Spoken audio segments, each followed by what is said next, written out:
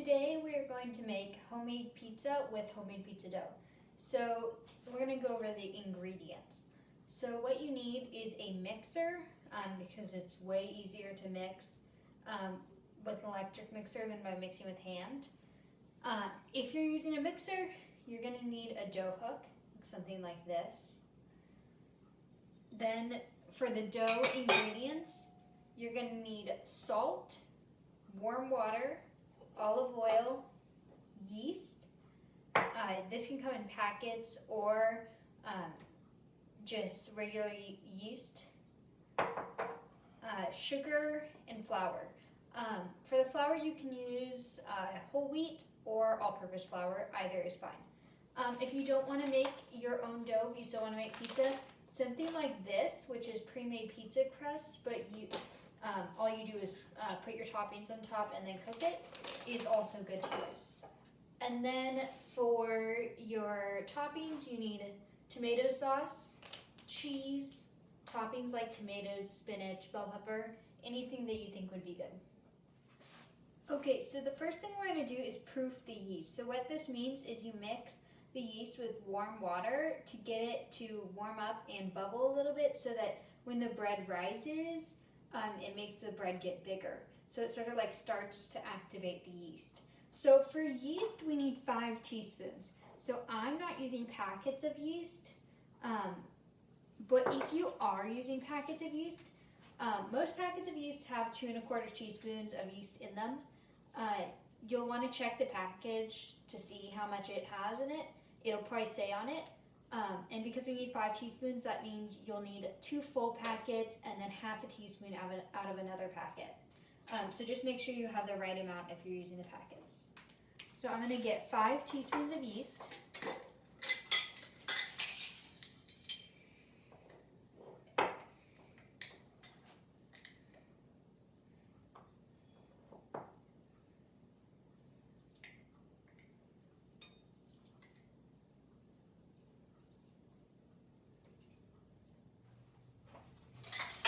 Okay, so I have my 5 teaspoons of yeast in my mixer, and then I'm going to put 1 tablespoon of sugar.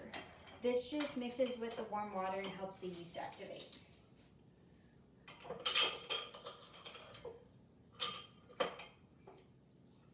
Okay, and the last thing we need to proof our yeast is the water. So the water you want it warm in order to activate the yeast, but you don't want it hot because you'll kill the yeast. If it's too cold, it also won't warm up the yeast.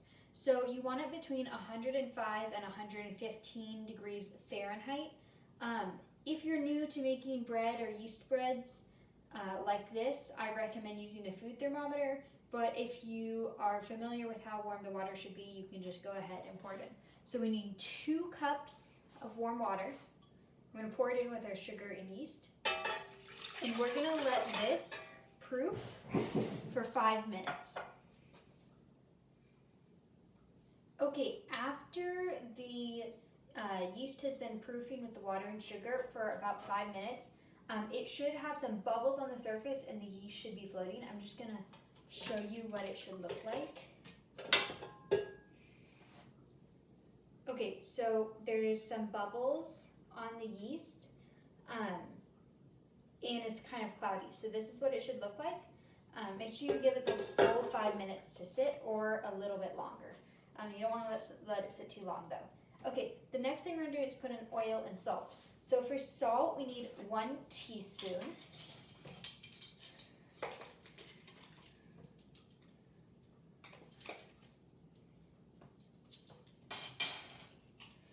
Okay, we have 1 teaspoon of salt, and then we need to do 3 tablespoons of olive oil.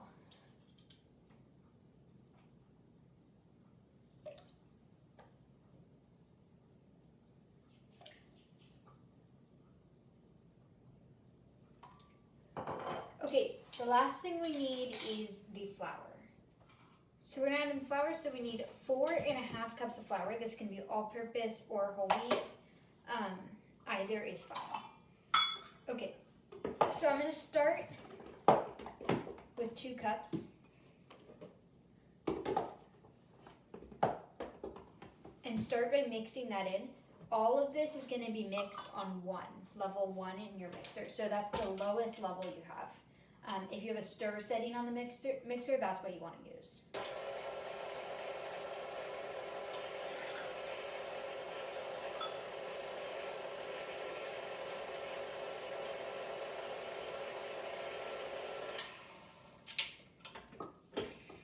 Okay, when it's mixed a little bit, it doesn't have to be fully mixed or anything. You can add the remaining 2.5 cups, so for a total of 4.5 cups of flour.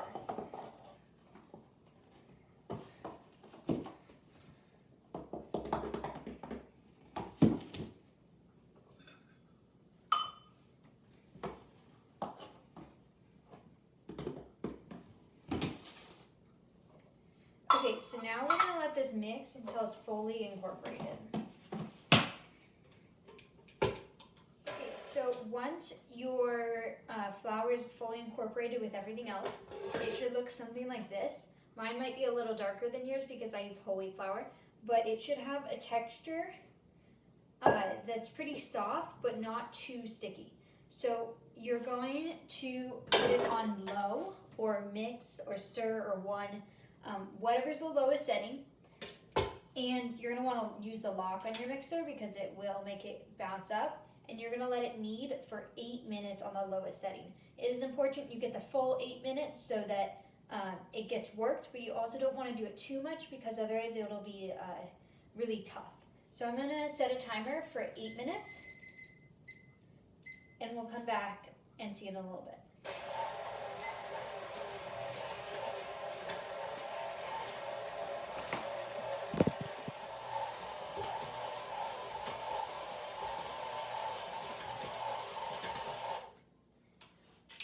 Okay, so after it has been kneading for 8 minutes, I'm going to pull it off of the dough hook.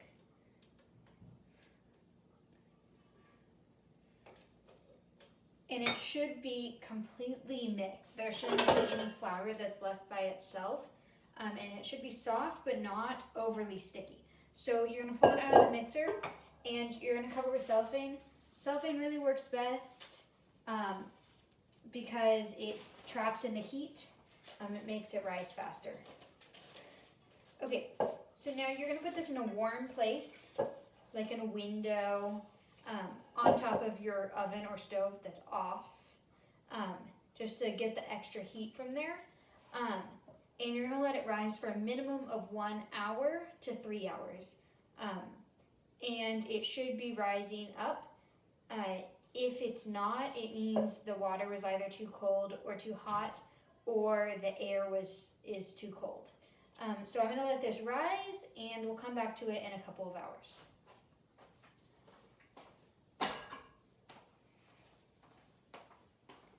Okay, so while you're waiting for your dough to rise, you can prepare your toppings. So if you're using pre-grated mozzarella cheese, that's fine. If you are not using pre-grated cheese, now you can grate your cheese. You should use mozzarella because other kinds of cheeses are really salty. You need to get sauce. I'm using jarred sauce, just pizza sauce, or you can also make your own. And then you need other toppings. You can do olives, tomatoes, bell peppers, spinach, anything you like on your pizza. So I'm going to cut any of the veggies I need right now and wash it all too, so that it's ready when I'm ready to make my pizza dough. So you're going to want to get a cutting board, and you're going to put some flour on it, just so it doesn't stick. Then you're going to dump out all your dough onto the cutting board. And you're going to want to divide the dough into however many pizzas you're making. So one batch of dough for this recipe makes 3 large pizzas, which is about this big by this wide, or 6 smaller pizzas. So the 3 large pizzas are rectangles because that's what fits best on the pan. So a rectangle like this. And the 6 smaller pizzas are circles about this big around. You can choose whatever size you want or do them bigger or smaller. I'm going to do 6 smaller pizzas. So you can divide it into equal parts depending on how many pizzas you're doing. Just keep in mind the size of the pans that you're using. Okay, once you have your parts, you're gonna roll them all out until they're each about a 1/4 inch thick. Okay, I'm gonna do this now. And you're gonna wanna make sure you put flour on your hand, your cutting board, or whatever surface you're rolling out on, and on your rolling pin.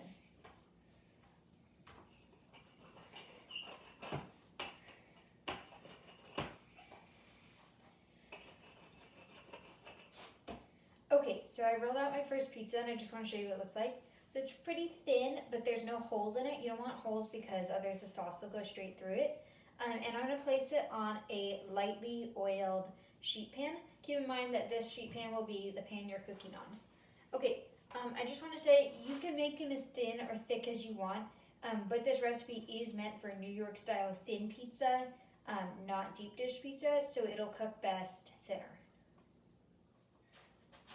Okay, so now you can cook your pizza or decorate it. So it's completely just plain right now, just the pizza dough. So if you're eating the pizza the same day you make the dough, you can go ahead and skip to the next step and ignore this part and continue with decorating your pizza. If you're gonna make the pizza crust ahead of time and use it a different day, go ahead and pay attention to this part. So you can put it on your pans, just like this. So I have my 6 small pizzas, and you're gonna put it in the oven at 425 degrees Fahrenheit for about 11 minutes, and you're gonna let it cook just until it's baked enough to be picked up and everything without falling apart, but you don't want any color change. So if you're using white flour, like whole wheat, or like all-purpose flour, you do not want it to brown at all. So you're barely gonna cook it. So I'm gonna do that and we'll come back to it in 11 minutes. Okay, so I just finished par baking my pizza crusts without any of the toppings. Just again, ignore this if you're eating the pizza the same day you made the crust. And it should be the same color as when you put it in. So mine is whole wheat and it's like a light brown color, and it's still a light brown color. But you should also be able to pick it up with a spatula, because you wouldn't be able to pick up the uncooked dough with a spatula, so you should be able to with the par baked dough. That's how you know it's done.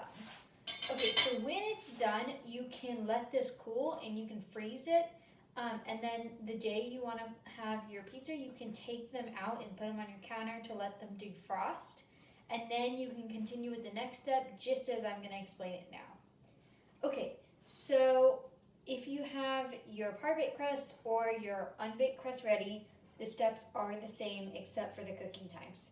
Okay, so I'm going to take tomato sauce first, and I'm going to put a thin layer on every pizza. You can do tomato sauce or like pesto sauce, peanut sauce, white sauce. You can mix it up if you're getting tired of traditional sauce too.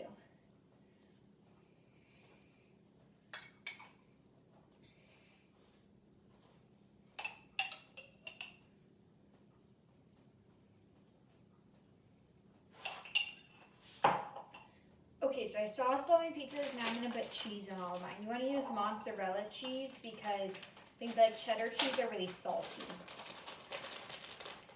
So, also just a tip, if your kid is picky and doesn't like toppings on their pizza, a tip is to put spinach underneath the cheese. It tastes just as good, it's just as healthy, and it's harder to tell. So it's a good tip to get your kid to eat veggies on the pizza. So before I put my cheese on, I'm going to go ahead and put some spinach on. You can also put more veggies underneath the sauce, but I'm just going to put spinach. So make sure your spinach is washed before you put it on.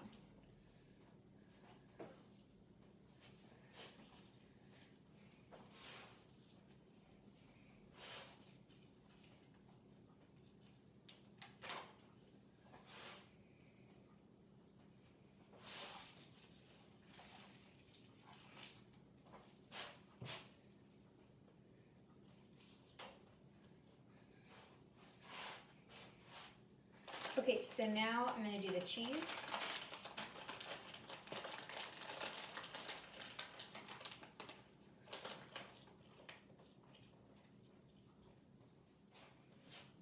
Okay, now you're going to finish with topping your pizzas. This step is optional. You could also put toppings underneath the cheese, like I said earlier too.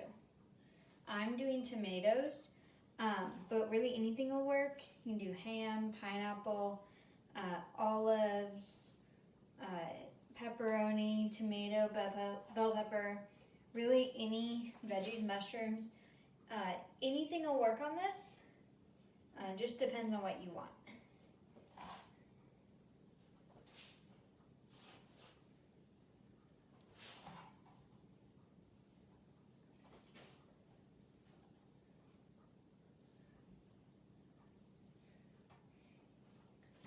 Okay, so when you finish topping, you can do one last step. This is optional. My family likes to do a mix of olive oil and about 1 teaspoon of salt. And you take a brush like this, and you go around the edge of the crust, makes the edge get crispy and adds a nice flavor. I'm gonna do that real quick. You're just really lightly brushing. And like I said, this step is optional, but it makes the crust taste really good.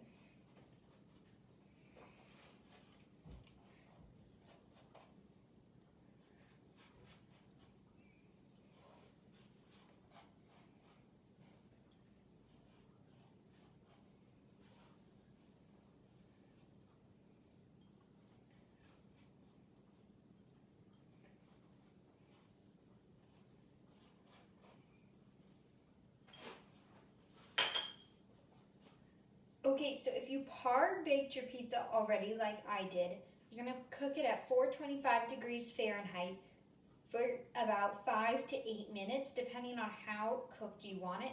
Remember, the dough is pretty much already cooked. You just need to get it crispy and let the cheese melt. If you have not cooked it and you're eating it the day you made the dough, you're going to put in 425 degrees Fahrenheit for 15 to 20 minutes until the crust is as crispy as you want it and the cheese is all melted. So I'm going to come back in a couple of minutes and we'll check on our pizzas. Just a reminder to make sure you rotate the pizzas halfway through so that the bottom doesn't get burned and the top doesn't get burned either. So my pizzas just finished cooking and they should be as cooked as you want them to be. So you want to make sure you check the bottom and make sure the cheese is as melted as you want them.